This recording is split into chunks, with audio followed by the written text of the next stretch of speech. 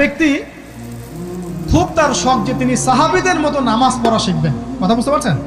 সাহাবীদের মতো নামাজ শিখবেন। তো একজন বরেণ্য আলেমের কাছে এসেছেন, এসে বলছেন যে আমাকে সাহাবীদের মতো নামাজ শিখিয়ে দেন। তখন সেই আলেম আরেকজন আলেমের সন্ধান দিয়েছেন, যা তুমি তার কাছে যাও, তিনি শেখাবেন। তো সেই ব্যক্তি একটু অবাক হয়েছেন, কারণ যাকে প্রশ্ন করেছিলেন তিনি অনেক বড় মুহাদ্দিস, আর যার কাছে পাঠানো হচ্ছে তিনি অত বড় মুহাদ্দিস নন, কিন্তু আবেদ, আমল করেন। তাকে গিয়ে বলছেন উনি আমাকে পাঠিয়েছেন সাহাবীওয়ালা নামাজ শিখিয়ে দেন। তখন তিনি বলছেন ঠিক আছে, সুন্দর করে অজু করে আসো, সুন্দর করে অজু করে আসো। অজু করার সময় খালি খেয়াল রাখবা যে আমি অজু করছি শুধু আল্লাহর সন্তুষ্টির জন্য। কি খেয়াল রাখবেন?